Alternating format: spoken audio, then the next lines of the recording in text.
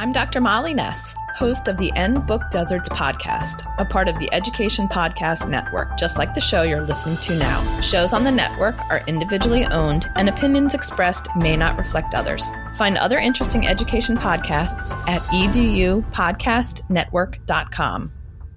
Coming up on episode 153 of the House of EdTech podcast, we are talking all about how to teach virtually.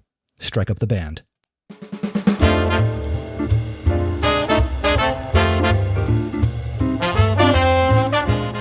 Welcome to the House of EdTech podcast. I am your host, Chris Nessie. The House of EdTech explores how technology is changing the way teachers teach and the impact that technology is having in education. I discuss technology that is changing our classrooms and schools, and I share tools and tips that you can hear today and use tomorrow. You're going to hear the stories of teachers, leaders, and creators just like you. The purpose? Whether you use it or not, technology is changing the way you teach and how your students learn.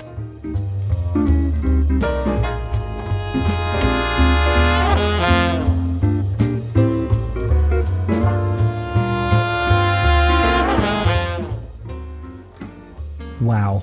So the world has changed just a little bit since the last time that I spoke with you. I'm recording and releasing this on Sunday, March 22nd, 2020, which means it's COVID-19 and coronavirus all day, every day. That's what's in the news right now.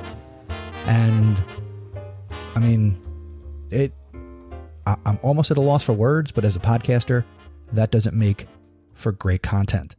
So what are we doing here today? We're going to talk about how to teach virtually. And I've got some recommendations and some thoughts on a number of things related to teaching virtually that I want to share with you in this episode. Something I do want to make you aware of is the other podcast that I co-host, Podcast PD. We are currently on a streak of broadcasting and streaming live on Sunday nights at 8:30 p.m. Eastern to YouTube, our YouTube channel for Podcast PD. And if you want to join us live, where we're giving you the opportunity to call in and be a part of the show through something I'm going to talk about in this episode and something I've talked about a lot, for live streaming, you can go to podcastpd.com/live on Sunday nights at 8:30 p.m. Eastern time. And then we're releasing those episodes on Wednesday if you're not able to join us live. And we've had some great conversations in the last couple of weeks. And if you're not even subscribed to that as a podcast, go to podcastpd.com/go. And we'd love to have you be a part of the show and be a part of the conversations that we're having around professional development and really an opportunity to vent and share ideas and resources, again, related to everything that's going on right now in education due to coronavirus and COVID-19 and, just the predicament that we have found ourselves in, right now around the world. The other current event that I want to share with you is that the House of EdTech Final Four for 2020 is, we are in the thick of things. We are in the middle of it. So through, as I pull up the calendar, through Friday, March 27th, you can vote on the Elite Eight. And then through Friday, April 3rd, you'll be able to vote on who goes to the Final Four. And my next episode, episode 154, is going to be the 2020 House of EdTech Final Four. If you want to check the updated bracket and cast your vote, which is powered by Google Forms, you can go to chrisnessie.com/Final42020, and Final Four is all spelled out. Now that's enough current events and news. Let's get into my EdTech Thought, which is related to current events and news.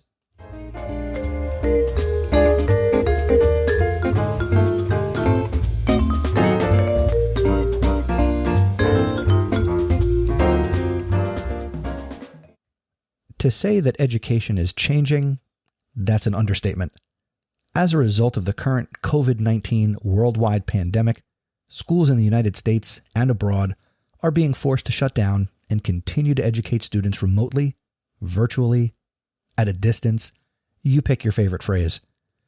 Many schools, perhaps even yours, were in class one day, and with little to no warning or preparation for teachers, myself included, you've been thrust into uncharted water as you and I are now teaching our courses online.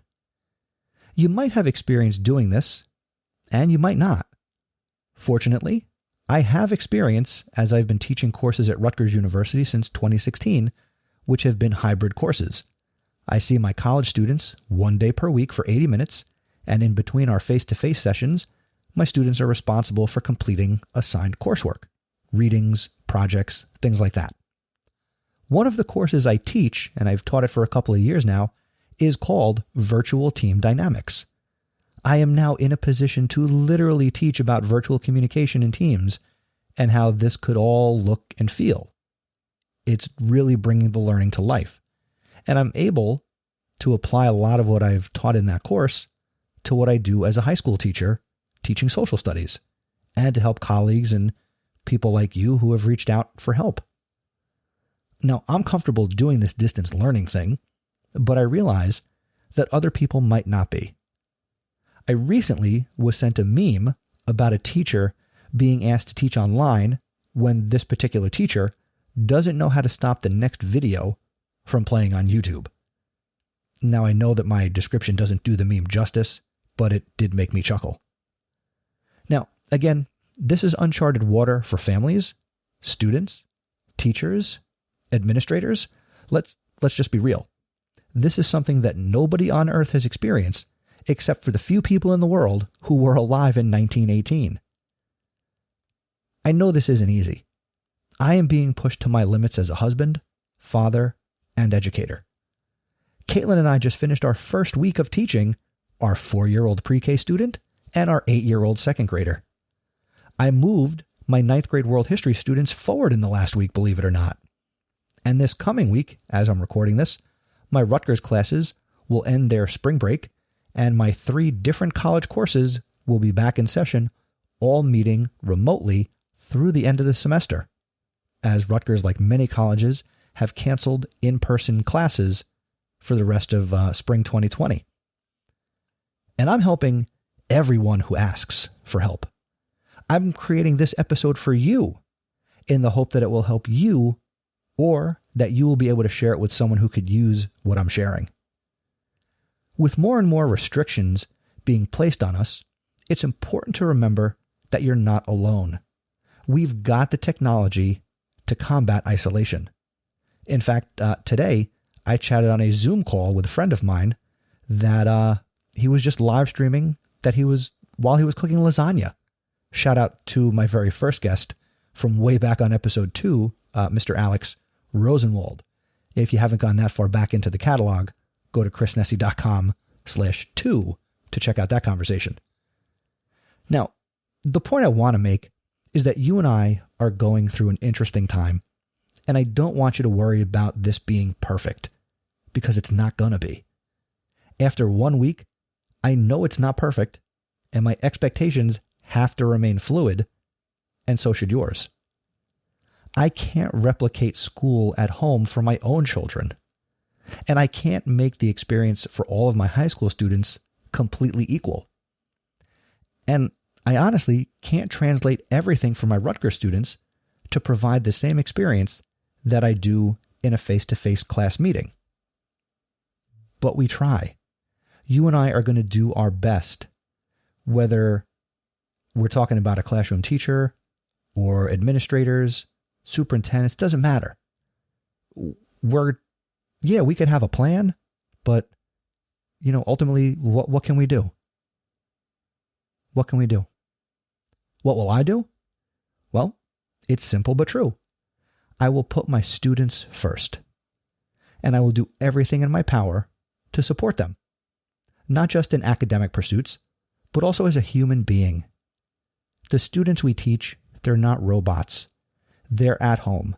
They've got their families. They've got their friends. If they're practicing proper social distancing, kids today are going out of their minds because they can't interact with their friends or see their friends. Because as much as we might see them on their phones, FaceTiming and using other video platforms to communicate, kids are people too, just like you and me, and we want to be around other people. So be fluid, do your best, and that's all we can really ask for ourselves. And that's my EdTech Thought.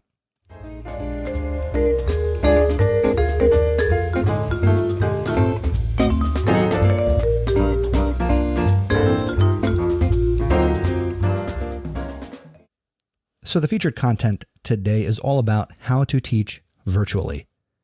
Now, what I'm about to share is not a complete step-by-step guide. I've got some recommendations of things you could consider to teach virtually, teach remotely, teach at a distance, whether it's here in the spring of 2020 or you're listening to this episode years into the future. What can you do to teach remotely? There could be future episodes of this podcast that are more updated, but here's where we're at right now. So today I want to talk about podcasting, screencasting, live streaming, video conferencing, and chatting. Now, I've talked about podcasting before here on the House of EdTech, so if you want to get some information really quickly and really in depth about podcasting, go to chrisnessy.com/schoolpodcast, lowercase, all smushed together.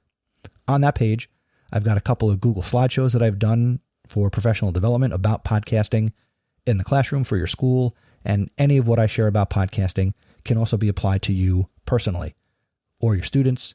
It's all relevant. There's gear recommendations. I've got previous episodes of the House of EdTech that are about different aspects of creating podcast content. And I also have embedded players of other podcasts that I listen to. And these are specific episodes that you might find helpful if you want to begin your podcasting journey. But here in the spring of 2020, you might want to get podcasting very quickly. With the potential to keep it going long term, I would recommend you use something like Spreaker, Spreaker. You can create episodes right on your phone, and Spreaker has desktop software for Mac and Windows. But before I go too far into the podcast rabbit hole, why would you want to do podcasting right now? Well, the value of audio podcasting when teaching virtually is tremendous. I would even say it's limitless. Students can listen and re-listen when it's convenient for them. Think of how you listen to podcasts. You might not be listening to this show on March 22nd or March 21st when it's released. You're listening at a time when it's convenient for you. And I know that a lot of listeners of this show and other shows, they go back and they re-listen to shows from time to time. Your students can do that with your podcast content. Now, once you've recorded and released the content, you have the ability to refer students back to previous episodes in the future. So content that you create now, it could still be relevant next year or in 2 years that you can send students back to listen to the back catalog. With a little thought and good planning, you can create a very valuable back catalog of content. If you have a new take on a topic, you could record a new shorter or longer updates for a previous episode in future school years. You can also include a variety of segments in your podcast. Perhaps a joke of the day would help to keep things light and also give kids a reason to keep coming back. Besides your actual class content, of course. And I'm winking at you right now. The other cool thing is that you can make this content available for every student in the world.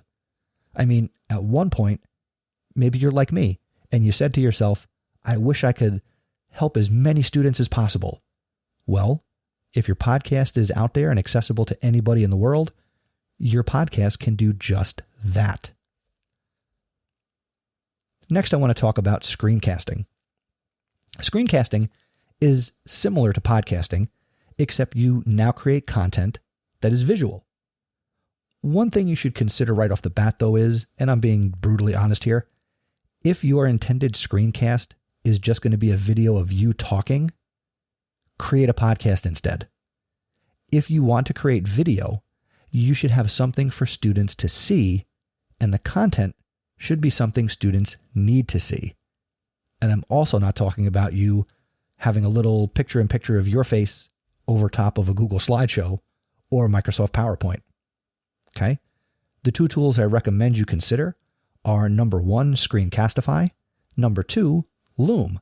These are two tools that I recommend for creating screencasts. Screencastify and Loom are both Chrome browser-based, and Loom is also available for Mac, Windows, and iOS devices as an app and program download. Now, a recent announcement as I was doing preparations for this episode, Loom Pro is going to be free for students and teachers like you forever. That is one of their reactions to the current COVID-19 issue in the world. They're making their Loom Pro services free for students and teachers forever. Now, if you currently use Loom, and I've talked about it here on the show before, but if you currently have an existing account, send an email to education@loom.com, and that's LOOM.com, with your education email, and they can start the verification process. They're just saying to allow up to 3 business days for them to process your request. Now, both Loom and Screencastify will record your webcam, your desktop, or a browser tab. You can include your webcam video, or if you're camera shy, you can just capture your audio along with your screen. Now, if your goal is to record yourself and a slide deck, then your slides should be really visual and worth looking at. If they are text heavy and you just want to recreate you lecturing in class, go back to the first thing and create an audio podcast. Screencasts should be used to demonstrate something. Students should be able to watch it, and they should get information that they can't get from just listening. You also need to realize that creating video that is valuable means your students can't or shouldn't be doing something else while they're viewing your content. So it's got to be compelling, it's got to be engaging. Screencasts are great for tutorials, and I see value definitely in subjects like math, science, and language arts. You could demonstrate math problems, you can talk about and demonstrate skills in reading and writing. And there are a number of other ways that you can use a screencast to teach your students. If you're using another screencasting tool, or you're using Screencastify or Loom, I would love you to share what you think are the best practices in the comments on the show notes for this episode out at chrisnessy.com/153, or share on Twitter using hashtag HouseOfEdTech so we can share some of these best practices that teachers like you might find valuable if you're already creating this type of content for your kids. The next thing I want to share is live streaming and video conferencing. Now, I'm grouping these two together because they are very similar, and depending on the tool you use, you could do both at the same time. For live streaming, the tool I am loving, and I am getting a lot of mileage out of right now, is StreamYard. And I've talked about this before. It's in the House of EdTech Final Four bracket. I've talked about it before, like I said, and it's a really good tool. It is that good of a tool, and you can use it for free. StreamYard, again, will empower you to stream to places like YouTube, Facebook, LinkedIn, or Periscope. Now, I've used it to stream to the House of EdTech Facebook group. Yes, there's a House of EdTech Facebook group. You can find that at chrisnessy.com/Facebook. And this past week, I've hosted more live streams to YouTube than I think I ever have before in any period of time that is 7 days. StreamYard is so much fun. It lets you bring on guests. Any participant can share their screen. You can lay out the screen in a couple of different ways. And StreamYard also makes it easy for your viewing audience to get involved with your live stream. You can display their comments from YouTube chat or Facebook comments or comments on Periscope, which is a nice visual for the people who are watching. Streaming to any destination also creates a recording on that platform. So when you stream to YouTube and you finish your stream, you now have a video on YouTube that can be rewatched, shared, downloaded, sent to other places, archived. You could strip the audio out of it and make a podcast. That's actually what we've been doing for the last couple of weeks with Podcast PD. I'll go down the geeky rabbit hole for just a second where I'm downloading the live stream video. I open it up in Audacity. I add the intro, I add the outro, I publish it as an MP3, and now that is now going out as a podcast for the last couple of weeks. And as long as we're doing Podcast PD live on Sundays, that's kind of how the show is going to go, which is super fun because we can take callers, again, like I just said. So definitely, like I mentioned at the top of the show, come out on Sundays at 8:30. As long as we're at podcastpd.com/live, we'd love to have you be a part of that show. Now, back to what we're talking about here. Now, if your students can't be part of the conversation, you can direct them to view the replay. So if you've created a live stream on YouTube you can share that link. You could put that link in your Google Classroom after the fact, and students who couldn't participate in a live stream can go back and watch it.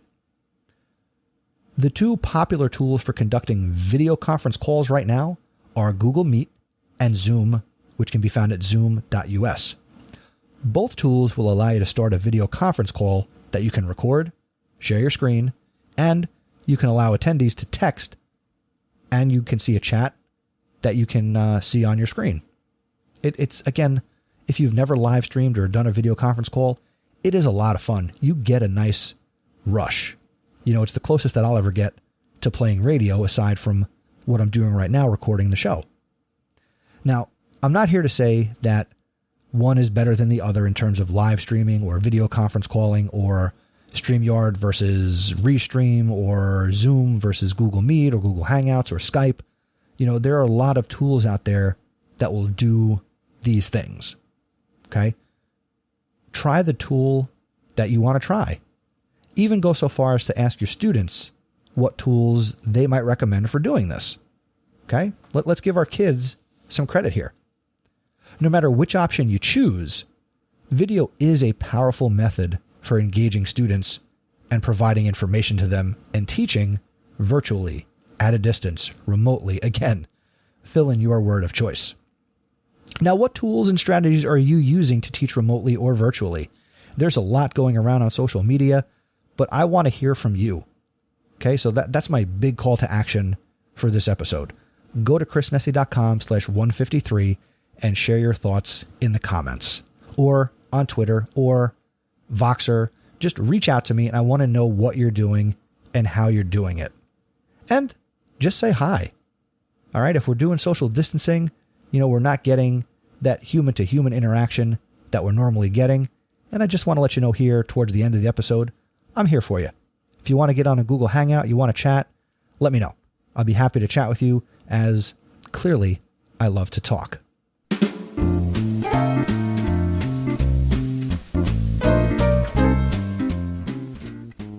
Thanks for checking out this episode of the House of EdTech podcast. It's been a lot of fun bringing you episode 153. All the resources and things that I talked about, you can go find in the show notes at chrisnessy.com/153. And I do want to hear from you, so let's keep this conversation going, because it's very important that we stay connected and we communicate and we share, especially during the current times that we're living in. Now, if you enjoy the House of EdTech podcast, here's what I want you to do right now. I want you to tell somebody else about the show. Share it on social media. It's on Twitter at House of EdTech, and I'm also at House of EdTech on Instagram and hashtag House of EdTech on all your social media platforms. The other thing that you can do is you could support the show by becoming an awesome supporter, but I'm not going to push that right now because of, again, the current events and times we're living in. I'm grateful to my awesome supporters. That's Anthony Arnaud, Eric Kurtz, Dan Gallagher, Carlos Garza, Peggy George, Jen Giffen, Jeff Herb, Mike Messner, JP Prezavento, and Kyle Wilcox. If you're able to support the show in any way, financially, $2, $3, at a time that it's convenient for you, you can go out to chrisnessy.com/awesome. And the Awesome Supporter Program is powered by Patreon, which allows a consumer of content like you to help support a creator of content like me. But no pressure right now, okay? The next episode of the podcast is going to be episode 154, and that is going to come your way on April 5th, 2020, and that's going to be the 2020 House of EdTech Final Four. Again, if you haven't voted, go out to chrisnessy.com/Final Four 2020. Final Four is all spelled out, and 2020 is numbers, because that's how I made it. Also, again, want to personally invite you to join us for Podcast PD Live, and right now that's taking place on Sunday nights at 8:30 p.m. Eastern. Go to podcastpd.com/live. And if you go there well into the future and we're not there, then go to podcastpd.com/go and subscribe to the podcast. But I think Stacy and AJ are going to keep that going because it's just great to connect. And If you've been listening for any amount of time, you know that I want to be connected to you. All right? So that's going to do it for this episode. Until next time, I really appreciate you taking the time to learn with me. And as always, remember, using technology isn't difficult. Just give it a try.